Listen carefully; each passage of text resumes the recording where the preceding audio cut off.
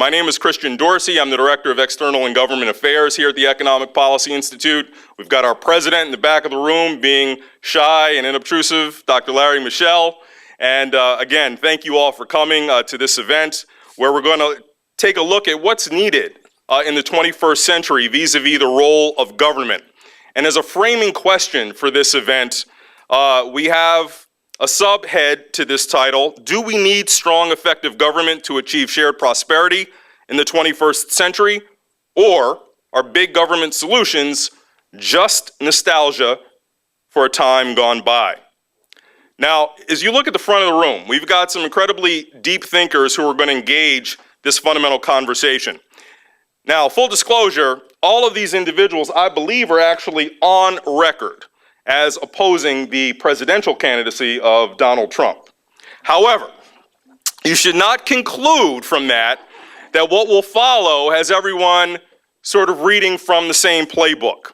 In fact, the type of debate and conversation we are about to have is one that really does qualify as unique, and if history is any guide, is going to become almost non-existent as the presidential campaign ramps up. Now, the inspiration for today's event comes from the most recent work by Professor Jacob Hacker, along with his collaborator, Paul Pearson. And in full disclosure, Jacob is a board member here at EPI. But their latest book, Amnesia, gives, and I'm not going to go too much into it because Dr. Hacker is here today and he can tell you all about his book. But a central element of it is taking our current debate of the government versus the private sector, or more insidiously, us versus them, and then describing and analyzing growth, progress, and broad benefits that accrued under a mixed economy where government and the private sector worked somewhat in partnership. Now, tension was certainly a part of that process, but regulation and pushback from the private sector produced better regulation and more successful and innovative markets, according to Mr. Hacker. And moreover, they remind us that the problems that the mixed economy was designed to solve, the economic conditions that were left in the wake of unregulated markets that persisted for far too long. It is this kind of look back that informs their prognosis that anti-government free market fundamentalism is a grave threat to America. Now, Yuval Levin, author of another recent book, The Fractured Republic, also diagnoses an America that's in need of healing. And like Hacker and Pearson, he also looks to history to bring context to our current state of affairs. But for Mr. Levin, and again, I am just briefly synopsizing since he is here to fully explicate, it is the breakdown of mediating institutions, what he calls family, civic institutions, faith-based organizations, that have given rise to this kind of hyper-individualism that has left people longing nostalgically, remembering a time gone by that they feel was better, that he ultimately concludes is not instructive and not helpful for our current political debate and our current way forward. Now, joining this conversation, we also have Ann O'Leary, who's a senior policy advisor with the Hillary Rodham Clinton presidential campaign, and is also an author, an attorney and a nonprofit advocate who's, among her many areas of expertise, has been a deep work in areas related to children and family and social policy. Now, if you think about how we move forward in this country, you typically hear people of all ideological stripes talking about the importance and the value of children and families. Yet, they're still not able to come through with fundamental policy reforms or fundamental policy agreements to substantially move things forward. So I think it's really interesting to have Ann as part of this great big conversation about the role of government and the role of ideology in shaping our future when it comes to looking at children and families, ostensibly an area where you should get broad agreement. Now, to moderate this very high level and interesting discussion, we have one of America's foremost journal scholars and thought leaders, Mr. E.J. Dionne, who will moderate the debate. And we're going to start off with Professor Hacker in just a minute. if you want to get a sense of some of the incredibly amazing things that these individuals have contributed to public debate and intellectualism, we do have bios which were placed on your chairs, so take a look to get a full sense of who they are all, what they are all about. We certainly don't have enough time to go into all of their exploits this morning. I should also note that, as some of you have found outside of the room, we are selling books, or I should say writers. A local independent bookstore is selling books that feature the most recent works of Jacob Hacker, Yuval Levin, and E.J. Dionne. They're special event pricing. They are all hardback books, and I'm sure once we conclude, they'll all be ready to sign. So without further ado, I'd like to introduce Jacob Hacker.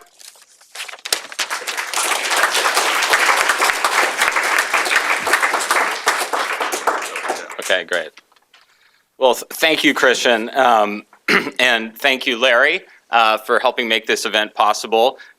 You may not believe this, but Larry asked me some time ago if I had a fantasy vision of an event, what it would look like, and I basically described this event. And so you might think that I have strange fantasies, but I like to think that this is a kind of conversation that we should be having during this very important campaign season at this very important juncture in our economic and political life. So I also want to thank EJ for being here. EJ and I go way back, and as he'll tell you, he helped me out with my dissertation some time ago, and Ann and I go way back as well. So it's a wonderful group, and I'm really pleased also to finally meet Yuval. I finished his book. I think it's excellent, and encourage everyone here to take a look at it. I appreciate, in particular, its tone of humility, its intent to search for common ground, and I hope we'll have a discussion that's in that vein. But of course, I'm also recommending this book, which is here in part because of someone in the audience, Will McGrew here, who's now at the Washington Center for Equitable Growth, helped me with a lot of the facts. So anything that looks accurate in what follows is due to him. And I want to thank my co-author, Paul Pearson. He and I have been working on this book for a while. It came out a few months ago. It's been a big moment for us. I know you probably heard this old line about the period before a book is launched is the calm before the calm. So I'm glad that we're having a little bit of a break in that calm, and I'm sure Yuval feels the same way. So people have complimented me on the cover for this book. They think it's a photoshopped image, but in fact, this is the nation's capital because, as some of you may know, next to the Capitol is a massive smokestack for the Capitol Power Plant. And until 2009, it was the largest carbon emitter in Washington, D.C. Due to the opposition of coal state senators, it continued to use coal and spew out coal ash and other pollutants, and CO2, of course, until fairly recently. And I use this as an image because I think it really captures the central argument of the book, and that is that there are a number of ways in which government has, enormous number of ways in which government has made our society richer and healthier because of the positive constraint it can put onto private actors and individuals, sometimes over the opposition, as in the case of the coal state senators, over the opposition of those actors. And this isn't an isolated story. Across the country, the Clean Air Act of the 1970s and its amendments under George H.W. Bush in the 1990s have led to enormous improvements in the life expectancy and health of Americans. This figure, which comes from a study that was done fairly recently, looks at major U.S. cities and says, what's the increase in life expectancy for kids born in the 1970s? You can see the numbers are pretty big. On average, it's about between 1 and 2 years, but in some places, it's much greater. And I just have to pull out Wichita, Kansas here, 4.3 years. For those who don't get why I like to mention Wichita, Kansas, I'll just give you a little reminder. The Koch brothers have not been, you can say a lot of things about them, but one thing I think it's accurate to say is they've not been huge fans of environmental regulations, but Wichita, Kansas seems to be better off because of the Clean Air Act. And the Clean Air Act and some of the other policies I'm going to talk about today really capture the essential argument of our book, and that is that in a complex, interdependent economy, you need to have a constructive role for government. And that's, it's important to say right off the bat that when I say government, I don't mean the federal government, though I think in many cases the federal government has to play an integral role. But you need to use the power of public authority, the ability of government to compel people to do certain things, to observe certain externalities such as pollution, to look forward when they might be myopic about long-term risks that they face, and so on. And the metaphor that we use in the book is that of a hand. So if you think of the market and the voluntary sector as sort of the nimble fingers of the hand, government is the thumb, right? The strong thumb of government. This image comes from one of Paul's dissertation advisors, Charles Lindblom. And he wrote about this in a relationship, and the idea is that, you know, you wouldn't want to be all fingers, right? That would be pretty awkward. And you wouldn't want to be all thumbs, because that would be pretty awkward, but you wouldn't want to be all fingers as well. You need to have both. And if you look at our history, it is that combination that really marks the dividing line between the slow growth and poor health of our ancestors and the rapid advance in human potential that begins around the 20th century. And I wanted to emphasize here, because it's sort of against the instincts that we all have, many of us have in this room, both on the right and the left. I think people tend to think about government's role as primarily about redistribution. And obviously redistribution is an important part of this story, but really the fundamental role that I'm talking about is about government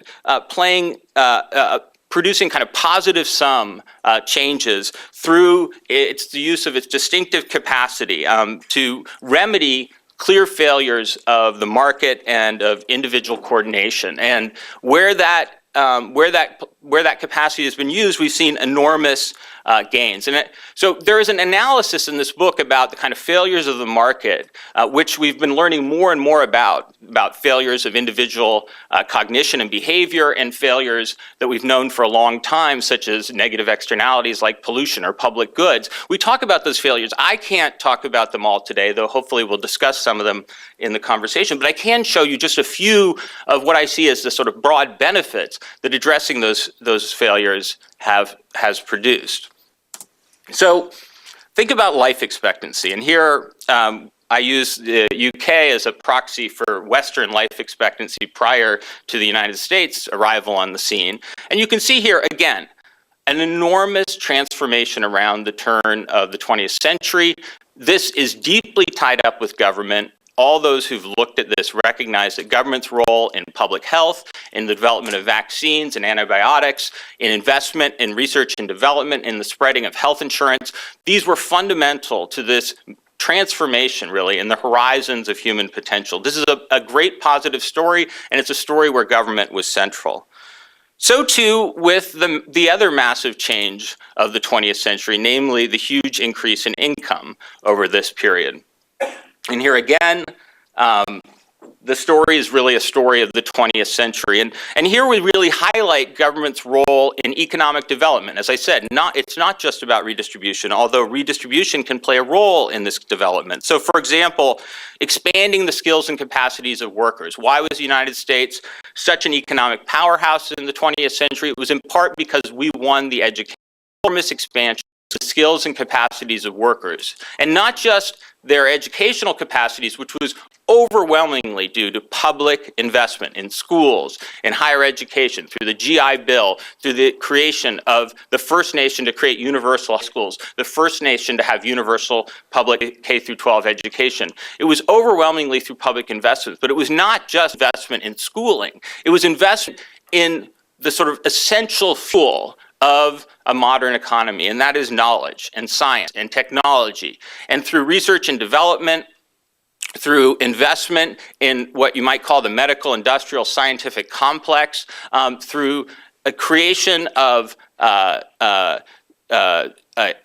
robust program of investment in science and higher education, the United States really came to be the dominant scientific power in the world. You can see that in Nobel Prizes. And the quote from Jefferson here is just to remind you that even our early leaders understood not just the centrality of education, but the fact that knowledge was a public good, right? That it required that you had some measures to make sure that you invested in the kind of basic science that no individual company had incentive to invest in.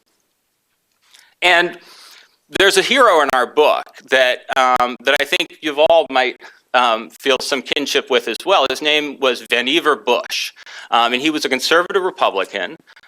He worked for FDR, and he was the person who basically created military, industrial, scientific, academic complex. He envisioned the National Institutes of Health and the National Science Foundation, and he was very skeptical of government's ability to plan. He saw that government had on the forefront of investing in scientific development, in making sure that scientists, acting autonomously but with public responsibility and accountability, were doing the things that were necessary to achieve prosperity. And those things are really what accounts for our massive economic growth. It's a story of increased productivity. Robert Solow's famous growth residual is a story broadly understood of technology, research and development that made the United States the richest nation in the world. Now, part of this, as I said, is about redistribution. Now look at this. This is a picture of a college class before World War II. What do you notice about it, right? I mean, all the diversity is facial hair. So I think it's really important to understand that expansion of opportunity has been an enormous part of economic. 20% of the growth in GDP between 1960 and 2000 is due to the increased opportunities for women and minorities. And so even today, when we see male labor force participation declining and female labor participation stagnating, there's enormous opportunities to increase our overall economic potential by essentially ensuring that the full talents of American society are harnessed in the workplace. And then I just want to mention, because I think it's one thing notably absent in Yuval's excellent book, and that is that a lot of times this took overcoming very powerful private interest. You know, we're seeing a reconcentration of many sectors of our economy, healthcare and finance in particular. And in these areas and others, it took pushing back against powerful corporations. It did so in dealing with tobacco, which is probably one of the most successful public health efforts of the 20th century, with 8 million lives saved. It did so in phasing out and cleaning up lead, which has resulted in enormous gains. Story of the mid-20th century, that's when we had high lead levels, right? In Flint, Michigan today, you don't see lead levels as high as you saw in major American cities in the 1960s and 1970s, and the decline in lead is probably one of the reasons why we've seen such a sharp decline in crime. So the book, and I need to wrap up, but the book tells this story, but it tells this story not to celebrate what we've lost, but to argue that we can develop a mixed economy that works well in the 21st century. And so I want to emphasize that this isn't nostalgia. It's about learning from our history to build a mixed economy on these new foundations. Because in a complex, interdependent world, you need that government role as much, if not more than ever. Now, I think it's clear that in a complex interdependent role, there's real challenges for the public sector as well. And in the book, we're quite candid about the ways in which, because of some of the forces we described, the decline in the engagement of corporate elites, the shift of the Republican Party sharply to the right, the degree to which the Democratic Party has been unwilling to really confront the need for effective governance in key areas, that because of these changes, it's proved more difficult, and government is often not working well today. But I want to be clear that the story that we tell makes the case for an informed, capable public sector, not for leaving markets or individuals alone to deal with these challenges, because markets and individuals acting alone can't deal with some of these fundamental challenges. It's a case that says that with climate change, for example, there are many ways in which we can accommodate and innovate in response to climate change, but it won't happen unless government makes people pay the social costs of carbon emissions. That's going to take public authority. In many areas, it's not about micromanagement. It's about setting clear ground rules, about making those necessary supplemental investments, and about making sure as well that people have the skills and capacities to contribute in a vibrant private market. So with that, I'd like to stop, but I want to just invoke someone who's been getting a lot of invocation lately, namely Alexander Hamilton. Oh, wait, sorry. Alexander Hamilton. Well done. And just to say, this is from the New York Ratifying Convention, where he emphasizes the need for vigorous, effective government. Just to say that this sentiment, which is embodied in many features of our Constitution, it's not a Constitution that was set up, as is often supposed, just for gridlock or indecision. Sentiment is one that we sum up at the end of our book with another less quoted aphorism, which is the government that governs least. The government that governs best has to govern quite a bit. So I believe that's where we need to go. Thank you.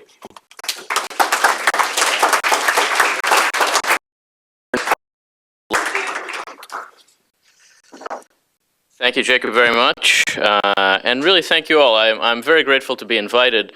I'm a consumer and an admirer of EPI's work, even when I disagree, really, especially when I disagree. And it's frankly just awfully nice to see this kind of cross-ideological conversation happening, and I appreciate being asked to take part in it.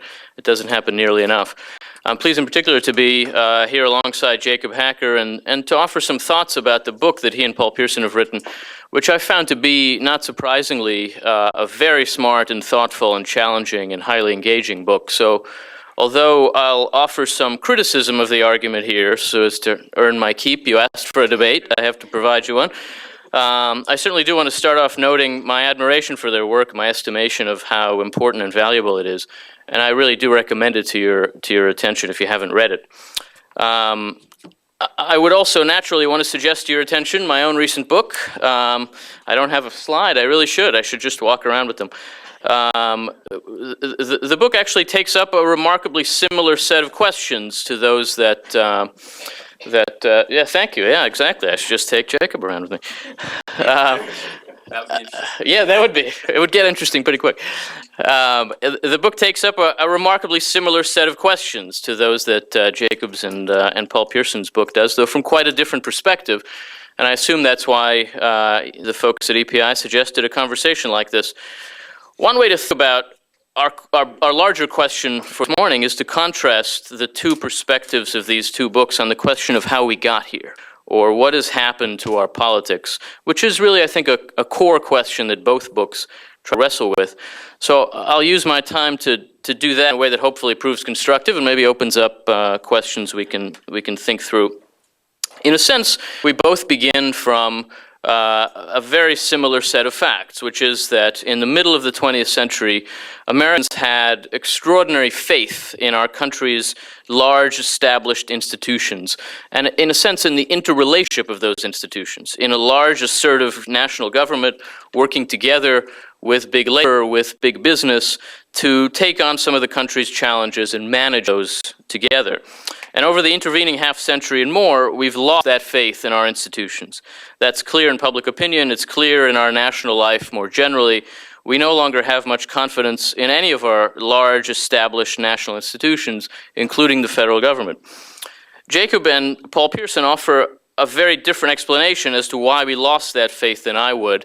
And all I can do in summarizing it is just be blatantly unfair, and I apologize because I'm just going to do it in a paragraph. But in the interest of summarizing, it seems to me that they argue that a lot of what's happened that has changed these attitudes of ours about the government and about other established institutions has had to do, on the one hand, with the material interests of the wealthy, and on the other, with the worldview of radical libertarian ideologues who hate the government.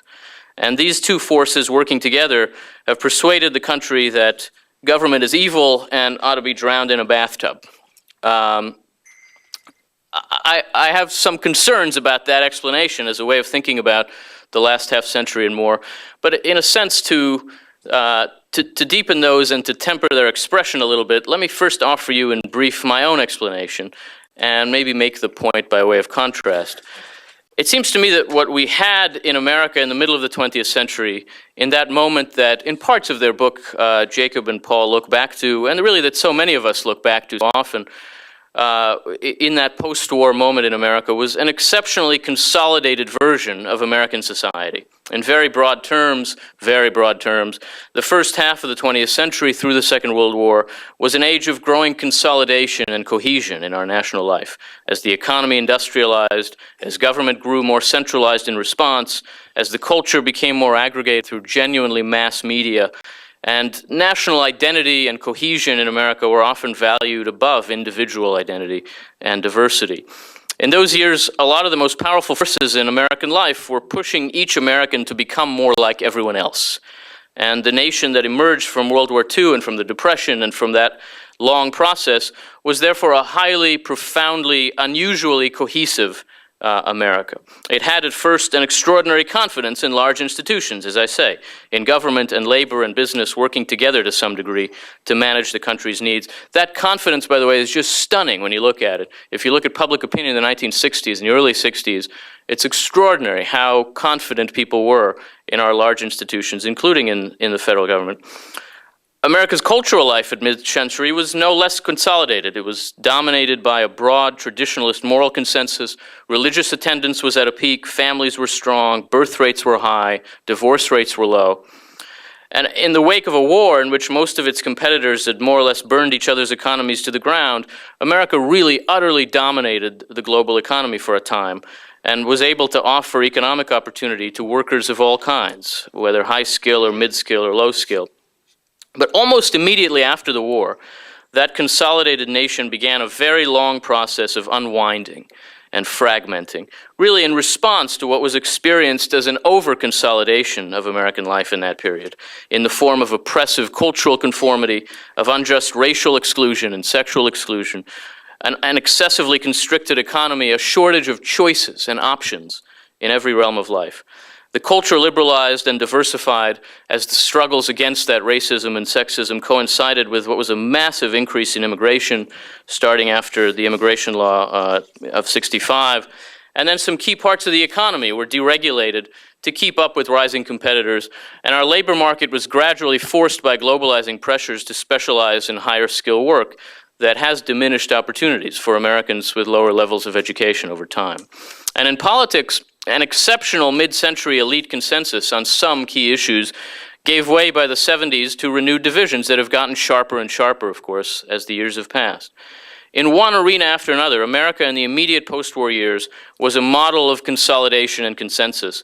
But through the following decades, that consensus fractured. By the end of the 20th century, that fracturing of consensus had grown from diffusion into polarization.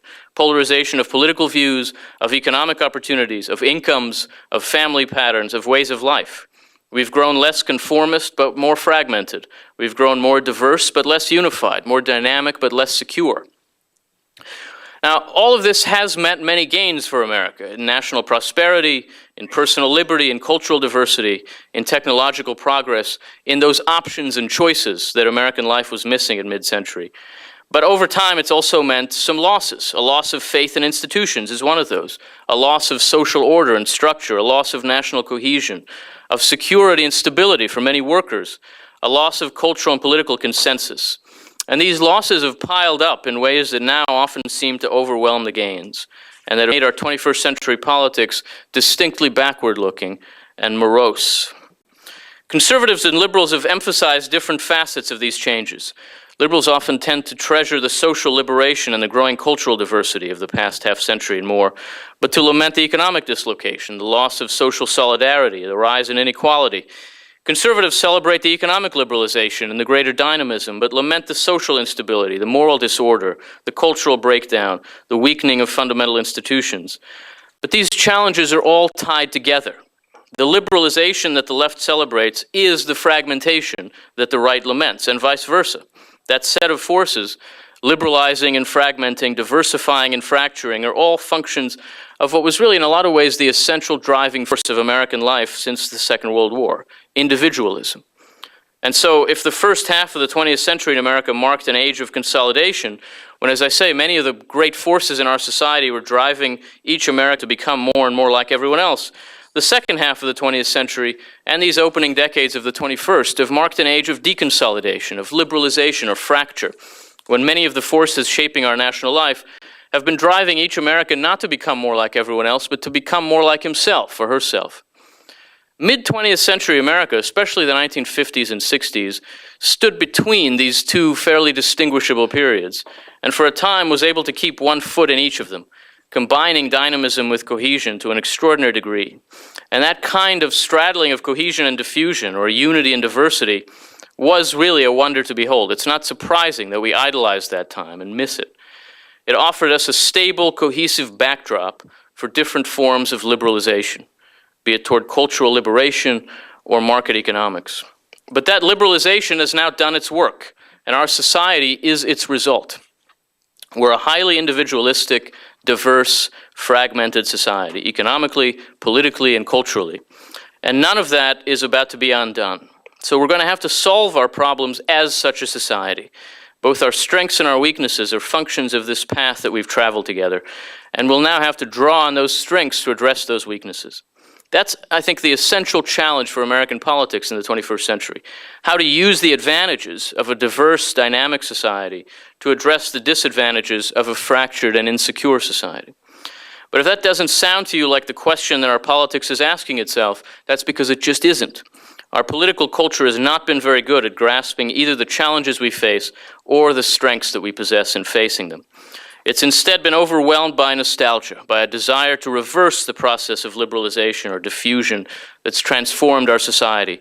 And so whether in economic terms for the left or in cultural terms for the right, to recreate a consolidated, centralized consensus that defined America not all that long ago. It does seem to me that this nostalgia is very powerfully palpable in some elements of the argument that Jacobs and Paul Pierson's very impressive and important book makes. They take the enormous faith that Americans had in government at mid-century as a kind of norm, and they argue that it's been lost as a result of the nefarious workings of disreputable scoundrels, greedy plutocrats and Randian radicals. I think we should always be at least a little suspicious of any theory in politics that functions by assuming bad motives on the other side, and this one really doesn't strike me ultimately as explaining as much as it might. It seems to me instead that the moment of extraordinary confidence in government and other institutions at mid-century was extremely unusual and unsustainable, and that what's happened since has been, for good and bad, more or less what the American people have wanted. Cultural, political, and economic liberalization, and therefore the fragmentation of an intensely consolidated post-war America. We've lost faith in pretty much all of our large institutions, public and private, political, cultural, religious, and economic, the church no less than the government, the universities no less than the banks. So the question, as I see it, is how should this diverse and dynamic, fractured and fragmented society think about and address its problems? Problems that are in part certainly functions of market failures, that are in part failures of the progressive governance that's tried to counterbalance the market for a century now, and that are in part functions of the growing division and fragmentation of our national life. How should the mix of our mixed economy evolve in response to the changes our country's experienced in this age of fracture? I worry that Jacob and Paul's book does too little to consider that question because it denies that that's the question. It asserts that our core political debate in America is about whether we should have a mixed economy, when in fact it seems to me that our debate is about what the mix should be. Our differences on that front are real and meaningful. They run deep. They can reflect profound divisions about very basic questions, philosophical differences, anthropological even, sociological, epistemological differences. But they're differences about the nature and purpose and proper structure of our liberal society and its regulated market economy. They're differences about what the mix should be, not about whether we ought to have a mixed economy. Both of our political parties are, of course, at this point, doing a very bad job of engaging in a debate about what that mix ought to be. That is, about how markets and governments should respond to the ways that our country has changed and to the problems it faces in this century. Instead, the parties often seem to want to have a debate about whether we got the mix just right in 1965 or in 1981. And so to present election after election to voters is more or less a choice between the visions of those two periods in American life.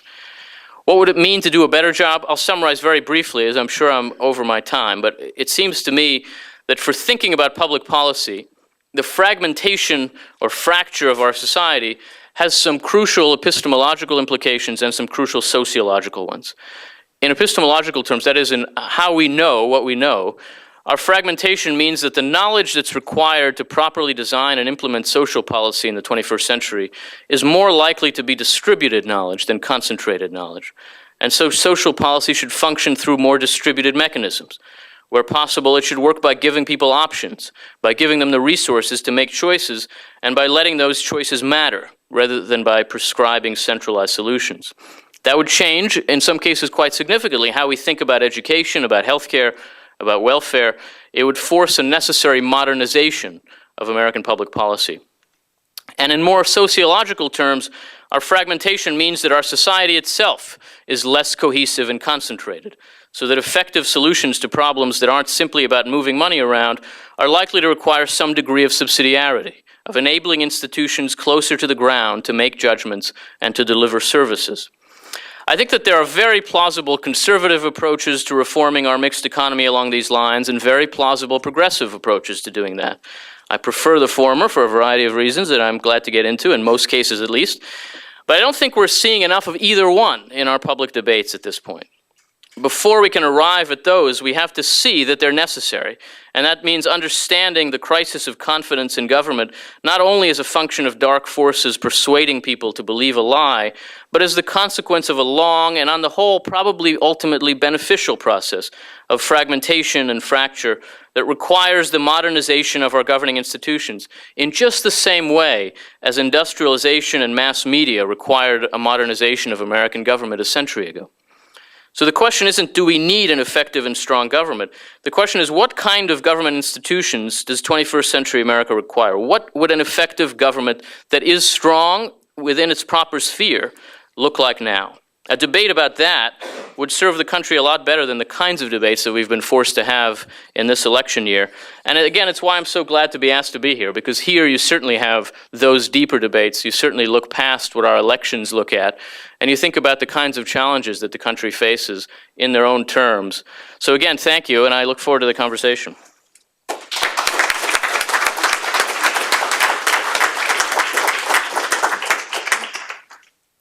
Thank you so much. This is the first panel I've been on in a very long time where you didn't hear the words Hillary Clinton or Donald Trump at all, and so it's really quite amazing. But I think it's the type of conversation, I want to just wholeheartedly agree with Yuval that it's the type of conversation we should be having in our country, and it's what we see out on the campaign trail. So I want to speak to that a little bit. But first, I'd like to thank my friend Jacob Hacker. I had the great pleasure and privilege of working with Jacob when he took a year at UC Berkeley, and before he arrived, I read all of his books. And so he said that he thinks I might have been the only one, but I think EJ Dionne also has read all of his books. So I'm really delighted to be here and wonderful to be introduced to Yuval, and look forward to reading your book soon. And thank Larry and the crew here at EPI. So let me just respond a little bit to the ideas that were put forward and to suggest that I think that both Jacob and Yuval have it right in terms of some of the diagnosis of what the problems are. I'm going to start by saying a little bit, Hillary Clinton is actually going to Columbus, Ohio today to give a major speech on the economy, and particularly to contrast how she thinks about the economy versus how Donald Trump thinks about the economy. She'll be following that with a speech in North Carolina tomorrow in which she kind of lays out her proactive agenda for the economy. I think it's important to say that in terms of the ways in which Hillary Clinton herself thinks about government, it probably does look a little bit more like the way Jacob Hacker is thinking. And yet, I think there's something deeply true about this notion that we have a very polarized electorate in our country, and I don't think that we have figured out how to deal with that problem. And I think that's very clear from the primary. I think it's very clear from the general election. I think it's clear from the media. So I want to address both of those issues. Let me start by saying that I think, one of the things that I would take issue with a little bit is this notion that we no longer have a government. I do agree that there's a deep sense in America that people don't believe in the institutions importance of their government. And yet there's a narrative that we haven't been able to do anything in government for years. But you look and you think, the Affordable Care Act, the Recovery Act, the fact that we got the economy back on track, that we have Dodd-Frank and that we broke up the big banks, and that we have, gone forward in a number of different ways in which we've really made sure that we actually do have a robust role of government. So sometimes I think there is a analysis that's not quite right in terms of where we are. So I think Hillary Clinton starts from the point of view of a very deep faith that the government does have to play a role in helping not only our economy, but really helping the kind of fabric of our communities in terms of children and families. And, Kristen started by saying my background is in the children and family space. So let me say a little bit about one of Hillary Clinton's kind of great accomplishments and why I think it shows what her belief is in government and why it matters. So when Hillary Clinton was the first lady, she obviously, as many people know, was tasked by her husband to work on universal health care. She did not succeed in that effort, as we know. But what she did is 2 days after that failure, she actually pulled together a meeting in the White House and began kind of plotting how we were going to get children's health insurance done in our country. And through her behind-the-scenes work and the great work of people like Ted Kennedy and Orrin Hatch, a bipartisan effort on the Hill made it such that we passed the Children's Health Insurance Program. And people know that we then, we now have covered over 8 million children. Even before the Affordable Care Act occurred, we had 90% of kids in America had health insurance. Now, I think that is a wonderful thing in and of itself, but to go to Jacob's point of thinking about what are the broader implications of government intervention, there was an amazing article in this Sunday's New York Times about a new study that had just come out showing that not only did Children's Health Insurance Program help to make sure that we had coverage in America, but it actually, for those who were covered, it reduced infant mortality, it decreased the number of hospitalizations that kids had over their lifetime. It means that kids who were covered actually had more likelihood of graduating from high school, more likely to graduate from college, and more likely to make higher incomes. And so if you think about the fact that Hillary Clinton, has this deep belief that there's a role in government, and the role is to not only make sure that people have access to something, but it's this notion of the trajectory of how we improve lives in America. And I think, Jacob started with that when he talked about the Clean Air Act and what that means in terms of life expectancy. And so I think it's really important that we recognize that, and it's something that is kind of core to her belief that we have to have a role here. Now, this has been a campaign where it's been very hard. I'm on the policy team. I am a policy wonk by heart, and it's very hard to get policy ideas out there in the stream, which is kind of shocking. But one of the things that, that Jacob talked about and that we feel so deeply about is that I think it's really important to kind of recognize that Hillary Clinton very much looks at what do I want to do when I become president, and how do we use the government to effectively move forward? And so I'm going to give one more example in the space of kind of health and children and families, and then I want to talk about what she's going to say today. But one of the other areas is that, she actually called me last summer and said, I really want to make sure that we are making a very big investment in Alzheimer's research and really thinking about how do we change the trajectory of Alzheimer's. And you look at the demographics in America, obviously, of people living longer, and as a result, much higher incidence of Alzheimer's in our country. And so what she knew is this notion that we need to have a knowledge economy. We know that the government uniquely plays a role in investing in research, investing in science. And so we put forward a plan saying we need to actually invest $20 billion over 10 years to try to get to an effective treatment of Alzheimer's. Now, you don't read about this as much in the paper because we are caught in this reality TV like a presidential election cycle. But I give those examples because I think it's important to acknowledge and recognize that she very much sees this importance of how we think about government, and that these very core values of research, innovation, investment, and in a way that only the government can do is so critical to who she wants to be as president. Now, she also is somebody who's a consumer of ideas and thoughts about how we live as a country. And so obviously people know that she wrote a book in the 90s called It Takes a Village, which she very much believes in very fundamentally, which is it's not just that it takes government action, but we really have to think about how we come together as communities. And so as we go into the general election, she is rolling out what will be the theme of the general election, which is that we are stronger together. Now, I think that it is a hard notion to think about that, as Yuval said, which is how do you think about that when we are such a polarized country? How do we do it in a way that celebrates our diversity, but also thinks about bringing our ideas together under one tent? And it's work that we have to do. And I think that, you look at, and these are all public polls, but you look at the polling, and I'm not telling you something you don't know, but we have a very polarized electorate on many different levels, which is to say, we have polarization with regard to gender. We joke about the women card, but the fact of the matter is that there are very different opinions by women and men about who they're going to vote for. We have obviously very differences in terms of race and ethnicity, in terms of support. So we have this very, very different polarization in our electorate that we are trying to address. And one of the things that Hillary Clinton keeps saying is, you may not be with me, but I'm going to be with you, and I'm going to listen to you and think about how we address these issues. So I just want to say a few words about what she's going to say today, because I do think it's very, very evident of how she thinks differently about the government. And then EJ is going to have a conversation with all of us.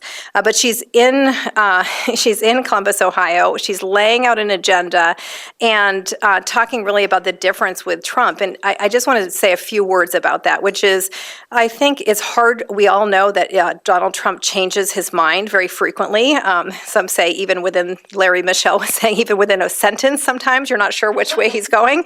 But I think it's important to acknowledge that in very fundamental ways, he has said that he wants to take us backward in terms of the economy. So he talks about obviously making America great again. But for him, what that means with regard to Wall Street is that he wants to, wipe out all of the consumer protections.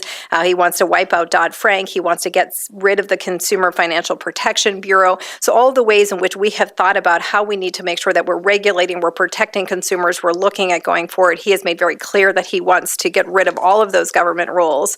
He has put forward a plan, a tax plan that would actually add $30 trillion to our debt over the next 20 years.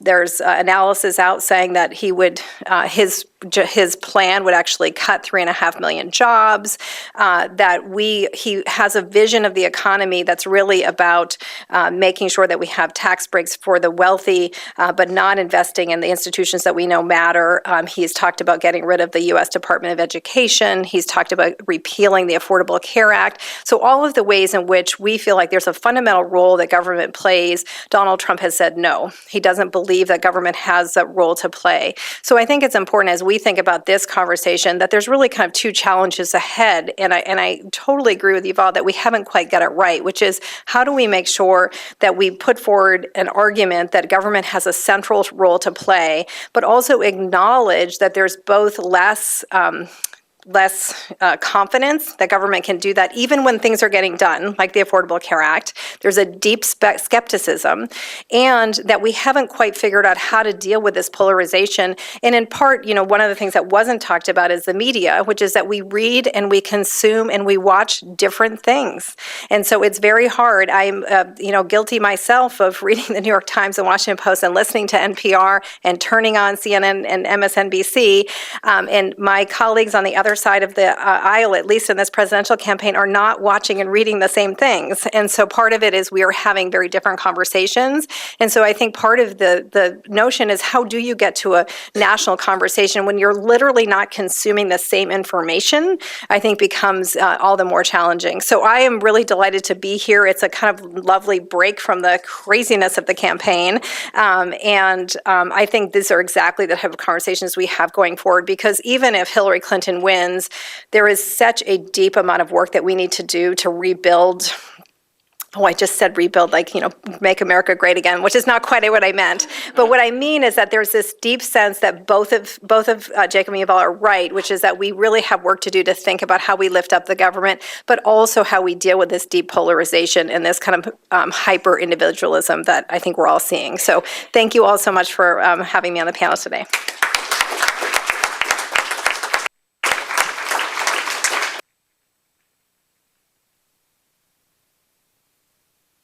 I on? There we go. My voice is pretty loud anyway.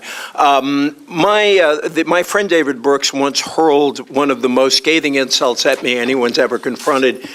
He said, EJ is the only person I know whose eyes light up at the words panel discussion. And I think if you look at this panel, you will see why I would defend myself against David. A couple of quick things.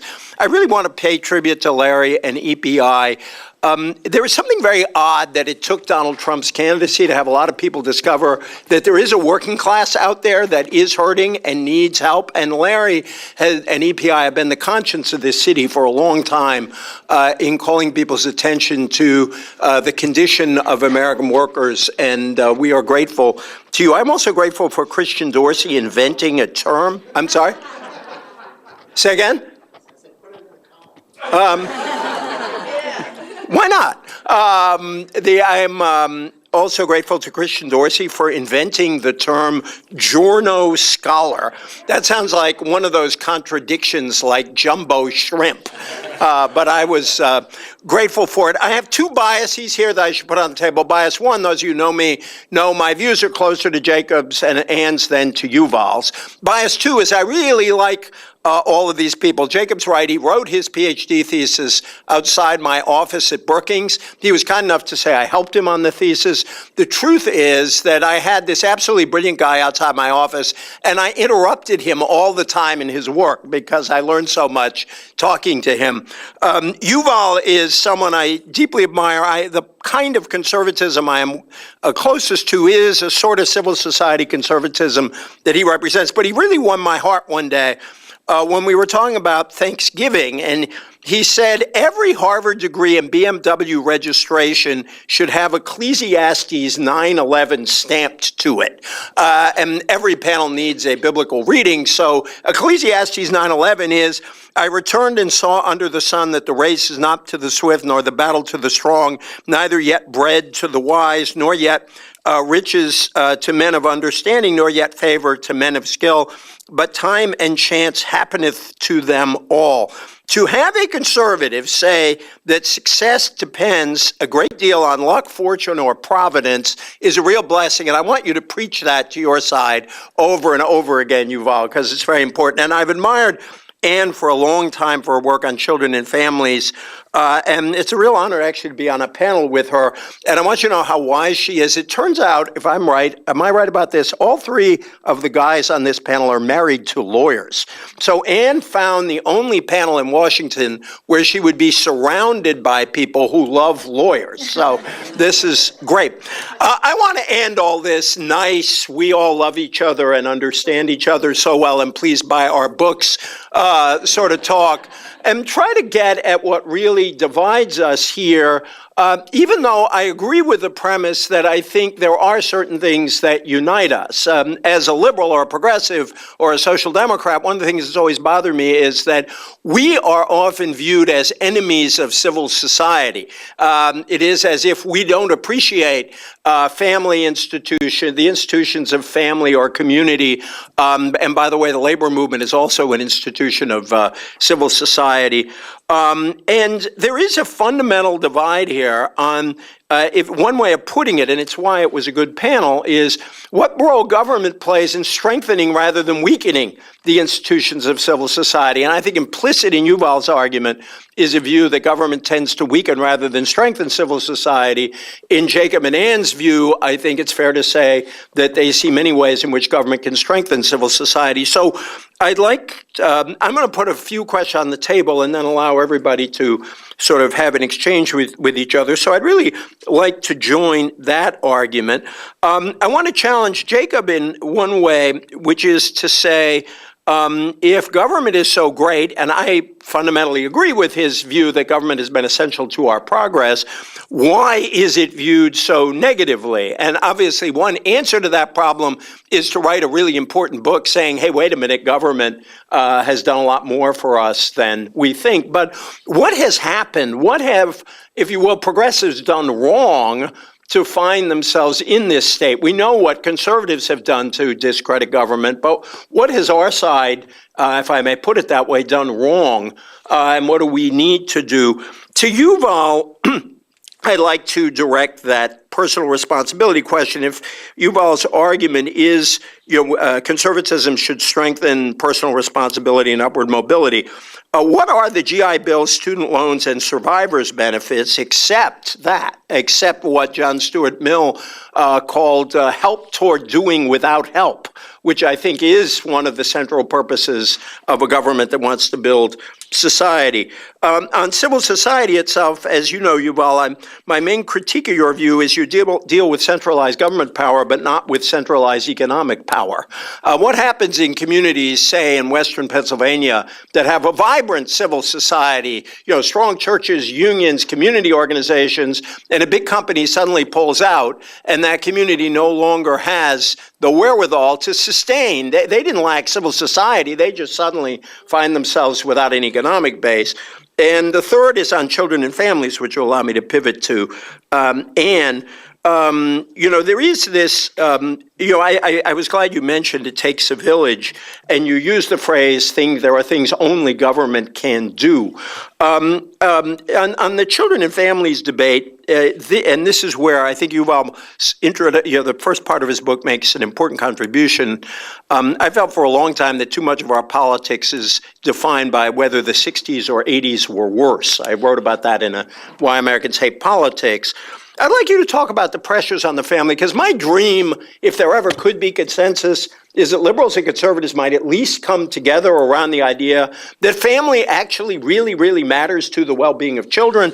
But we have to come to some agreement. A lot of our conservative friends mostly blame 60s values and other values, whereas there's also been a real battering of families by economic change. William J. Wilson's book, When Work Disappears, I think is a powerful commentary on that. And the paradox is that many of these Trump voters who are frustrated, tend to be, or many of them are older white men hammered by globalization and technological change, have some of the same complaints as inner city folks, African Americans, whose life chances were also hurt by the deindustrialization economy. I'd love to have you do that. So maybe I'll start with Jacob on what have progressives been doing wrong, Yuval to try to deal with this thicket of civil society government questions that I laid out, and to talk about how in the world could we build a consensus on children and family policy. Can I take a point and I have to leave in 5 minutes? Oh, right, I should say this. Can I just quickly say a few points and then I'm going to leave it to Anne has a vital meeting on Capitol Hill, which will change the course of the Republic,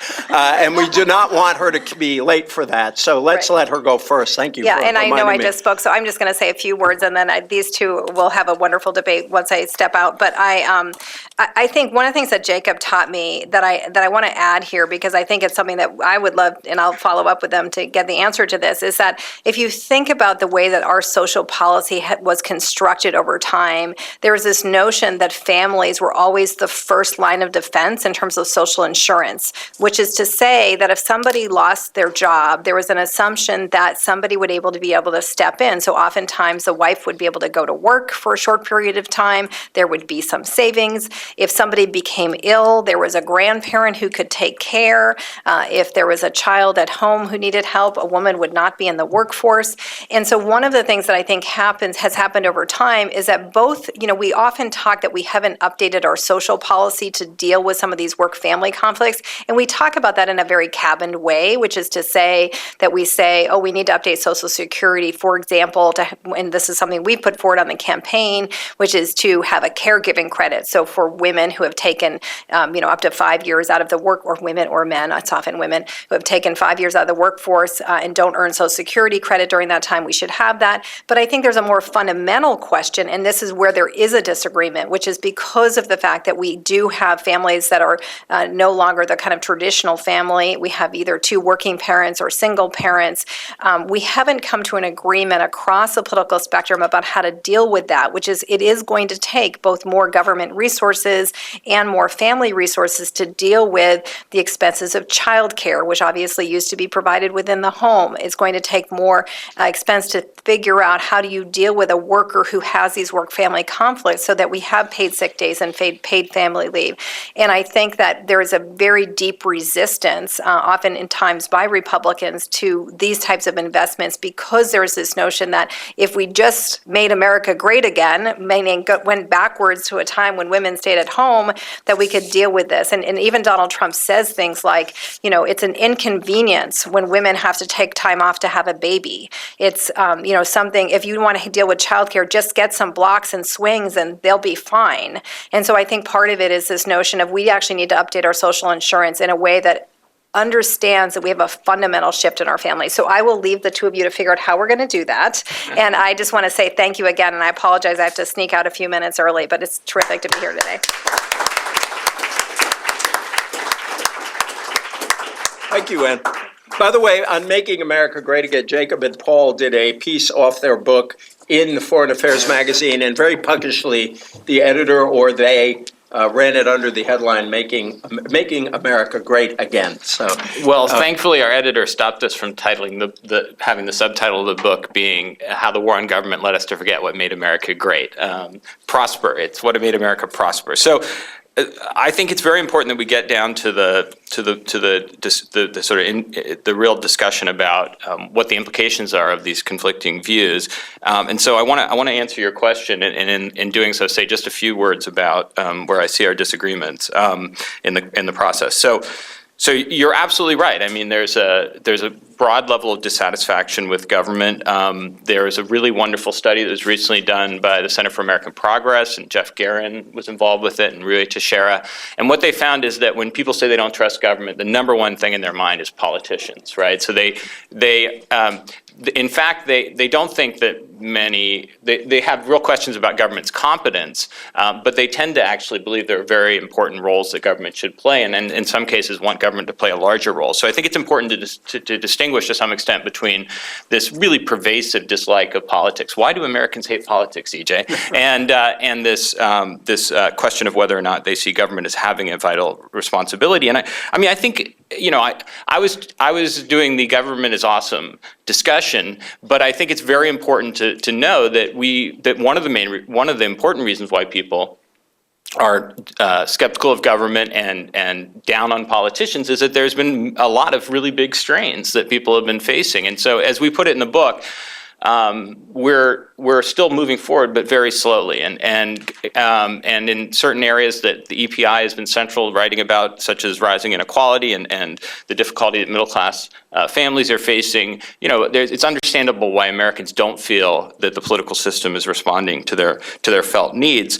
And that's, I think, that really is sort of pushes us to ask, you know, is this fundamentally a failure of government's capacity to do this in the abstract, or is it really that our political system is failing to allow us to reach some positive solutions? And we make the case that it's the latter. And one thing that I think is really important in this that doesn't get, I think, the attention it deserves in Yuval's work is the financial crisis, right? I mean, this was a case in which the power of the financial sector led to massive withdrawal of government, which in turn led to this massive economic crisis. And we can debate exactly the story there, but I think everything that you've seen in the polling suggests that has been a really scarring reality for Americans, and the fallout from the financial crisis is a big part of the distrust that Americans feel. So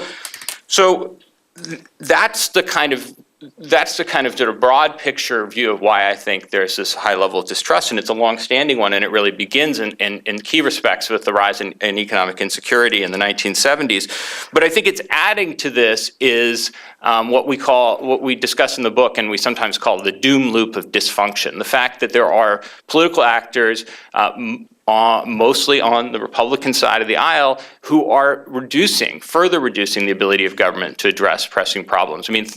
I think Yuval is right that we should be having a debate over what's the role of government in that mixed economy, not whether we should have a mixed economy at all. I don't think that many leading conservatives have gotten that memo, because in fact, and we have lots of evidence on this in the book, there are leading groups and political figures who are really questioning the fundamental role of government itself. And their central argument is that government and markets are in this inevitable tension with each other. And they've also been very active in trying to tear down the capacity of government, particularly if you think about what's happened with the IRS, with discretionary spending, the decay of our infrastructure and research and development investments. To me, these are areas in which government isn't working well, in part because there are hostile attacks on it. And then in turn, that leads people to think that government won't work well in the future. Now, the Democrats have been complicit in this as well. I mean, deregulation was a bipartisan affair driven in part by the investments of the financial sector, very lucrative investments, it turned out, in deregulation. But also, I think more broadly, because at one point in time, I think, as Yuval rightly says, there was a kind of taken for granted quality to this confidence in large public institutions. And Democrats have taken that for granted for many years. And there hasn't been an active effort to kind of rebuild and justify this positive role for government. And you can see it in a lot of places. To me, one of them is in the sort of tendency to submerge or hide what government does. So you think about the biggest middle-class component of the stimulus package. It was the payroll tax cut, and it was designed in part to be invisible, in part because that was seen as a way to ensure that people would actually spend it. But then, a few years after the stimulus package is passed, the polls are showing that most Americans aren't even aware that there was a payroll tax cut at all. And so, to me, we're probably we progressives are probably going to have to be more forthright about the role of government in the future. And of course, as someone who's advocated the public option in health insurance, I've often argued that this can take a form that Yuval discusses in the book of having a public option in retirement or in healthcare that's there to be able to be a very clear, visible example of the capacity of the public sector. And that capacity is revealed in a lot of comparative analyses. And so one thing that I think is really striking is the degree to which there is no sort of cross-national analysis in Yuval's book, because we're falling behind not just relative to our past, which is kind of the deconsolidation story he wants to tell, but also relative to other rich democracies. We spend more on healthcare for less result than many other rich democracies. We've seen among the second largest decline in male labor force participation among OECD nations. We have seen health improve much, much more slowly, and for some crucial groups like middle-aged whites, we've seen actually death rates rising. So the point is that we see other countries that are facing globalization, technological change, and they're not nirvanas by any means, but they have managed to deal with some of these problems more effectively than we have.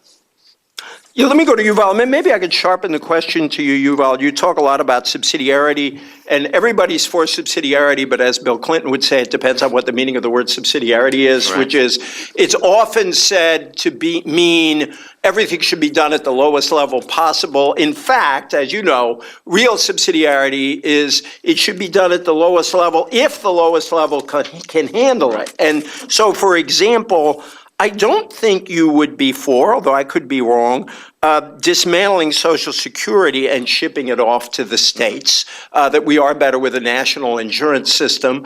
And yet you might be for, I think if you've supported Ryan budgets, so I guess that means you might well be for dismantling Medicaid and shipping it off to the states. And I just wonder what this means, because I worry about the subsidiarity being misused to justify the dismantling of programs rather than a genuine search for which level is the most appropriate. Yeah.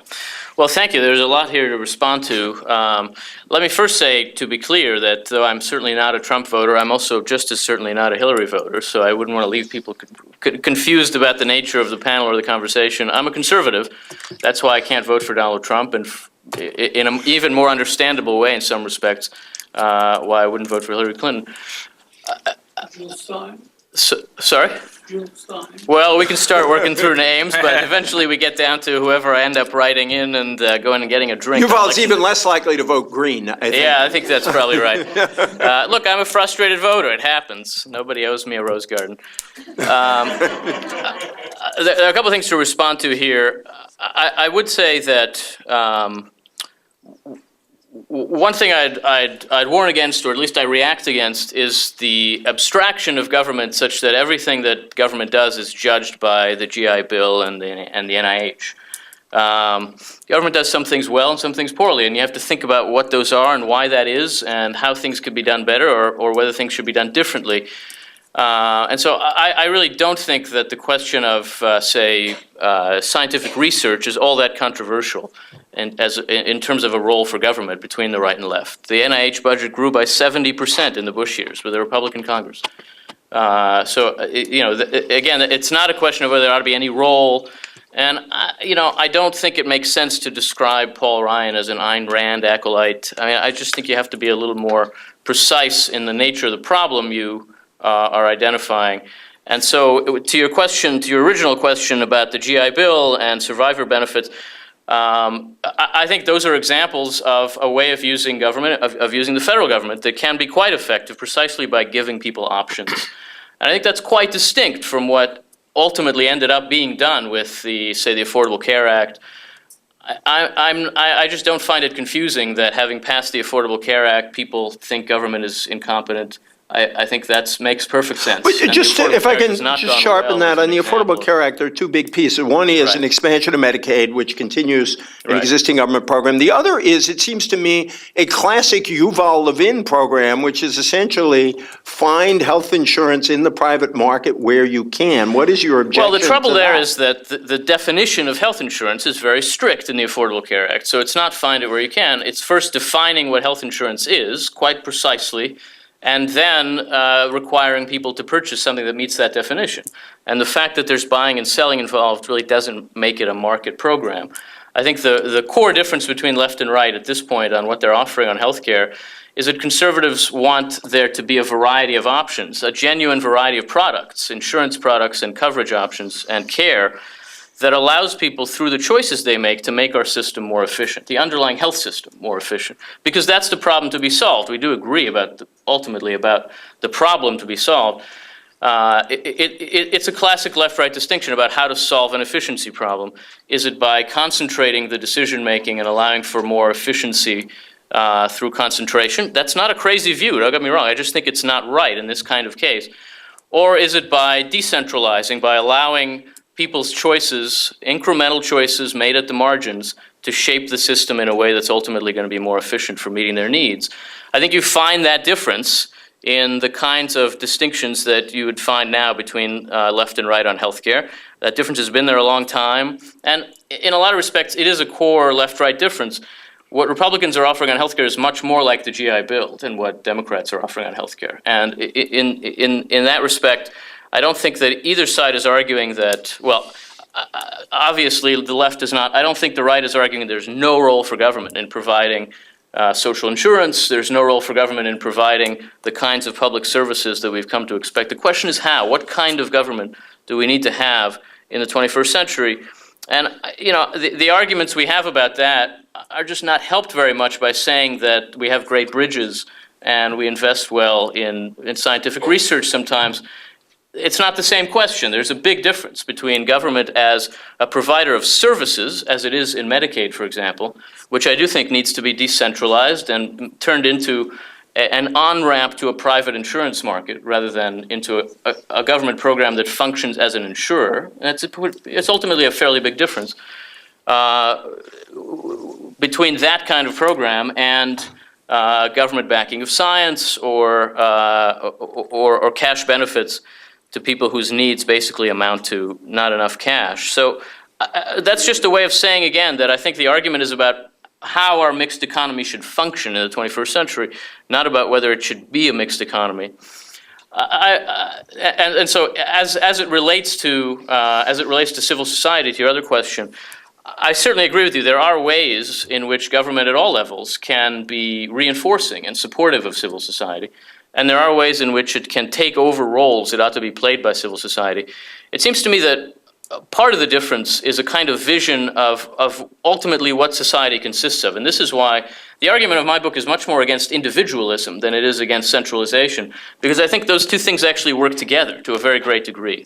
And this is an argument that has been made at least since Tocqueville in the 1830s about America, that our kind of radical individualism invites a view of society in which there are only individuals and a national state, and that this is harmful in both directions to the actual sources of American flourishing, because that flourishing happens in that space between the individual and the national state, where families are, yes, but where communities are, where local governments are, where, as you say, labor unions are, and also associations of business people, also schools and churches and all manner of other things that we do together that are not exactly the national government, but that can work with it and can work around it and can work together.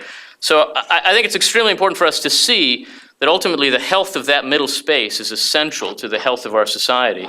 And there are ways that government can advance that health, and there are ways that it undermines it. And so government is not a yes or no question from where I sit.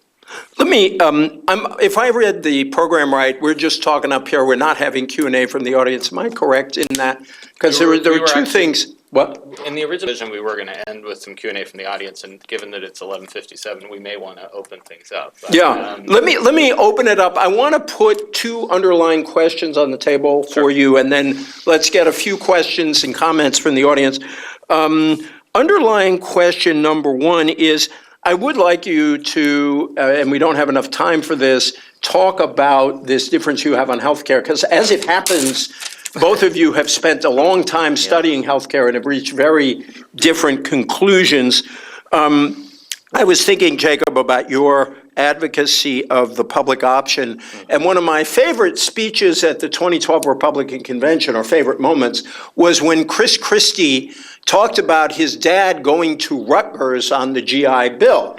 And I sent out a nice, innocent little tweet that seemed very popular among liberals saying, good to see Chris Christie commenting on the role of government in helping his dad advance. And what's interesting about that is that it is a GI Bill model, which you like, but with a public option, Rutgers, which Jacob likes. The second thing, which maybe this is beyond our scope today, you worry a whole lot about centralized government power, Yuval, but you don't really talk a lot about centralized economic power. And if you look at the broad progressive tradition, this is one of the things we differ on, I don't see it as nearly as much about rule by experts, which is what you like to look at it as.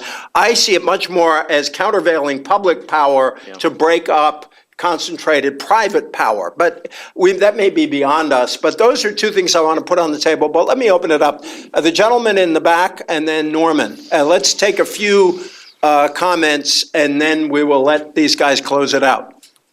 Mr. Hacker and Mr. Levin, I don't think your visions are entirely irreconcilable, and I think that's best evidenced in the fact A counselor, I like that. Yes, a marriage counselor. President Nixon. Nobody likes to talk about President Nixon anymore, but he had a vision of the new federalism where you would decentralize powers to the states and localities while still having a very active federal government making investments in infrastructure and such. So my question to you two is, not necessarily why is Nixon not a revered figure in the American pantheon in 2016, but why is that vision of collaboration between those ideas not as envisioned nowadays as it could be? And then let's get the mic to Norman. I love that. Let it be recorded that a kind word was said about Richard Nixon at EPI. And Norman, some have said he's the last liberal president, which is an interesting idea. At least on I don't think there's any doubt Nixon was the last New Dealer. But look, if you take it takes 7 hours to fly from Washington to Western Europe, an uncomfortable journey. And these days, it gets much more uncomfortable the closer you get to London, Paris, or Brussels, because all of us in the progressive camp, like Jacob, have, of course, pointed for years, for decades, to the successes of the European welfare state, which is a mixed product of European social democracy, social Christianity, and a good deal of European conservatism as well. But it seems that these systems in Europe no longer satisfy the Europeans. I'm thinking particularly of West Europe. East Europe is another question. And when one asks oneself what's happening, it seems to me that one of the things that's happening has been a complete loss of language, of rhetoric, of language, and of language in its as a capacity to describe the world. The smartest Europeans in politics and out of it will acknowledge that the notions of wealth, of consumption, of career, of life course somehow don't any longer work. I think a good deal of that is also true for us, for ourselves. So the interesting question about this entire debate is whether it seems to me new terrain might not be needed. And in that sense, I think of an intellectual who's been preoccupied by governmental tasks with a limited amount of influence, namely Barack Obama, and maybe he'll have something to teach us when he comes out. Thank you. Do we have one more? Let's two real quickly, and then I'm going to shut it down. If you could be very brief, because we have all talked too much. Yes. Up here, we have talked too much. Thank you. Yuval described a cohesive America of post-World War II, and I think you would not describe it as cohesive if you were considering people of color, because that was exactly the time when most workers of color were not even covered by Social Security because they were agricultural workers or domestic workers.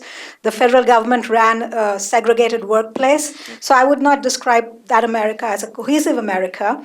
And related to that is the viewpoint advanced by Professor John Powell of Berkeley that much of the fractured America is also the result of the Civil Rights Act, and when people of color came to the table, that was when mainstream America suddenly had a problem with social programs and the shared prosperity. So your reactions to that? That's a great question, and it actually relates to some of the problems with European welfare states as those societies become more diverse. Yeah, right. This gentleman up front here, and then... that was actually my question exactly. What are in the middle space seems homophobic, sexist, racist, exclusionary? What are if government's not the solution to bring us together, I don't think, what is the solution? Mm-hmm. So we have Nixon as the model we should all dream about.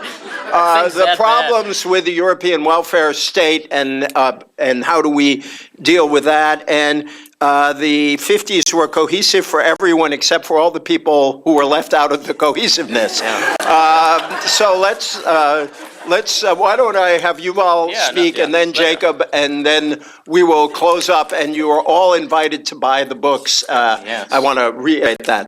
Amen. Let me start on the question of cohesion and race, which is a very important question that I didn't get to in talking about it here, but do try to get to in the book. I actually think that the exclusion of America in that period of America really until the middle of the 1960s is a way of looking at the same thing that I'm calling cohesion, which is a country that had such a constricted sense of what it was to be an American that it left a lot of people who were Americans out of it. And so liberalization that was a reaction against an excessive cohesion, which some people in white America understood as forcing a kind of social conformity, a lot of people outside of white America understood as something much worse than forcing social conformity, as exclusion, often violent exclusion, and at the very least exclusion from the benefits of American life. And this is why I say that the fragmentation, the fracturing of that cohesion, of that excessive constriction, was in many respects a very good thing. It's not a mystery why it happened. It happened because a just society, growing wealthier and more comfortable, believed it all happened. And so the prices we pay for that have to be understood as a price of progress in a lot of ways. I also think the same way about the growing market orientation of the economy, where it has done a lot of good for America, but it's also come at a cost. And especially those of us like me who are friends of the market economy have to be alert to those costs and have to acknowledge them and think about what ought to be done about them for the people who are paying them. And so I completely agree with you that it's absolutely essential in thinking about American life in that period that some people now look back to as a kind of golden age. It was not a golden age for everybody, and there's a reason that there was such social pressure to change it. On the question of what happens in that middle space when there's a kind of recreation of that kind of exclusion, again, or much worse, it seems to me that what it means to live in this kind of fragmented society is to see the solutions to those kinds of problems as taking the form of options too. That is, of giving people choices and giving people options and giving people ways out. And so therefore not requiring a universal consensus about every question. There are some questions that our society has to answer as a society. And I do think questions of race are on that list for historical reasons and for philosophical reasons and for reasons of basic justice. There are also some questions, practical questions, that can be answered differently in different places. And I think we've lost some of the patience for that because we take mid-20th century America as a kind of norm when it was in fact a very, very strange version of America, a very unusual one. And if you'd looked in on America at almost any point in the 19th century, you would have found a lot of the things that we now find strange. You would have found very little faith in institutions. You would have found the kind of jumble of media. We say now everybody can get whatever news they want, whatever facts they want. Well, welcome to America in the 1870s. There were as many newspapers as people in this country, practically. And people just got whatever facts they wanted. How to live with that is a difficult challenge about which we can learn something from our former selves, even as we think about it in 21st century terms. So I think these are the right questions and these are the right challenges, but it does seem to me that we've got to see that what it means to think about addressing the kinds of problems we have in this fragmented era is that we have to address them as the society that we are. We do not have the choice of addressing them as a society we used to be. And on both the right and the left, in different ways, there's a very strong desire to instead become again the society we used to be and run the film over. And I just think that that desire poisons our politics and makes it very difficult for the kinds of ideas that are worked out here, for the kinds of ideas that are in Jacob's book and in Jacob's work, to get a hearing, because people just want to look backward. And it's not just a problem on the right, though it certainly is a problem on the right. It is also in a lot of ways a problem on the left, and a problem that's debilitating our politics. You know, we're going in the fall into a presidential election where we're going to see two 70-year-olds argue with one another basically about how to go backward. If we're honest with ourselves, it is about how to recover something they miss. And that's just not good for America. Well, so first, Ageism rears its ugly head. Thank you for that. Yeah, well, if you read Yuval's book, he's not so keen on the baby boomers in certain ways. But to go back to since this is the last word, first, let me just thank everyone for coming. And I do think this was very much the beginning of a larger debate that we should be having. And I hope it's a sign that we will be having that. I think there is a kind of abstraction from reality in some of the ways in which Yuval is speaking about this, because I feel like his version of conservatism that says we should have a serious evidence-based discussion about what the role of government should be within a necessarily mixed economy, it just doesn't seem to be the debate that we have been having. And I hope that he has increasing influence over those on his side of the political aisle, because that's the kind of debate I want us to have. And in some ways, I think one of the questions is, do we see Trump as a kind of aberration, or do we see him in some ways as reflecting coming in and filling a vacuum that happens when there's such a demonization of government that's occurring in our political dialogue, and a lot of it coming from the right? Now, I just don't think that saying that that the Clean Air Act and R&D investment and investment in health research is an abstraction, is talking about something where there's universal agreement. I mean, the ravaging of discretionary spending due in part to a set of fiscal priorities that have both denied the need for greater, more aggressive government action to control health costs, and at the same time have fetishized tax cuts that undermine the fiscal capacity of government, and not to mention undermine the IRS itself. That is part of the reason why we've seen a very substantial erosion of our investment in our infrastructure and in our research and development, in higher education, which is a lot of which has occurred at the state level. And I think it's very much the case, and this is where we're in total agreement, that we should not assume that one level of government or one set of actors within society should be the one that would take care of any particular problem. I guess the way I would put it is, we don't have a dog.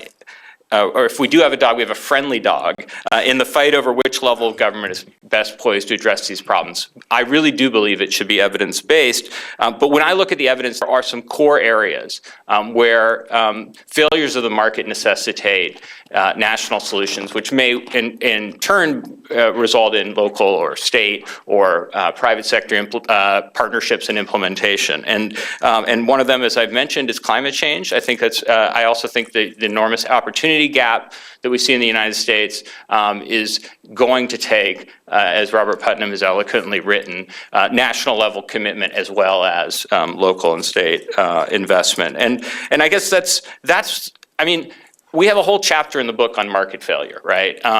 And it needs to be a serious discussion, and we have some of that, but not enough of it, I'm sure, in the book about government's own weaknesses. But when we talk about market failure, the list is very long, and it includes things that we did not even think about 30 years ago, like the increasing evidence of heuristic biases in people's decision-making that leads them to make very poor choices, absent some supportive architecture for decision-making. And so I study retirement and health, and those are areas in which this is prevalent. On healthcare, EJ, I guess I would just say that, look, our system is a policy disaster relative to other industrialized democracies. What do these countries have in common? They have very many differences in their systems. Some are very subsidiarist, if that's a word, like the Swiss system, but they all involve a central role for government in both ensuring everyone has coverage and in restraining prices, because the powerful private actors in healthcare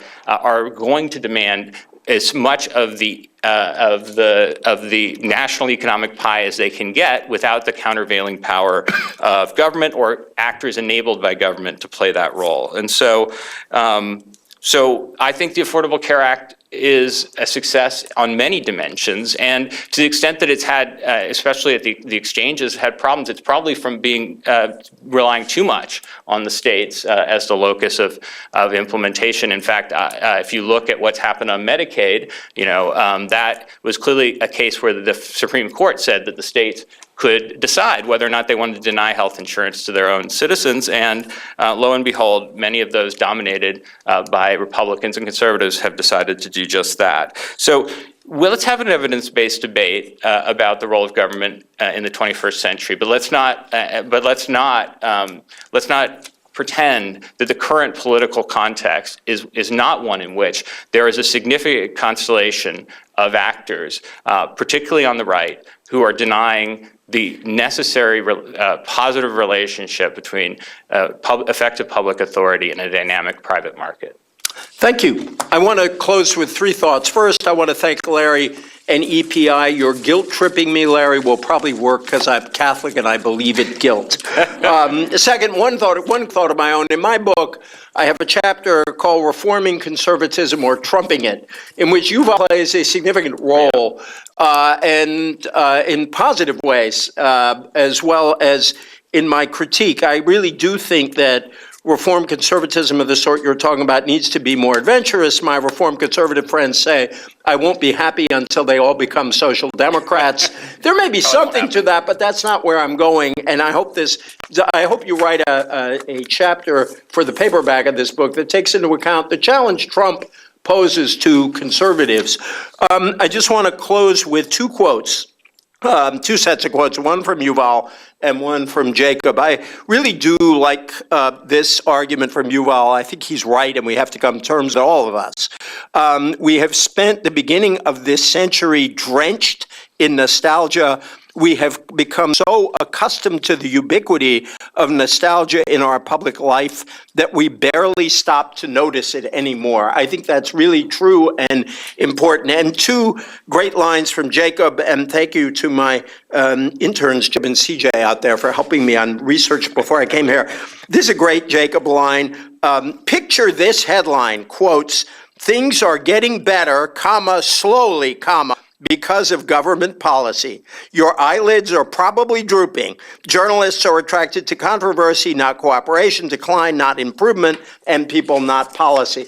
But then there is the ringing Jacob, which is, it is possible to build a new model of economic success on new political foundations to deepen prosperity in the 21st century.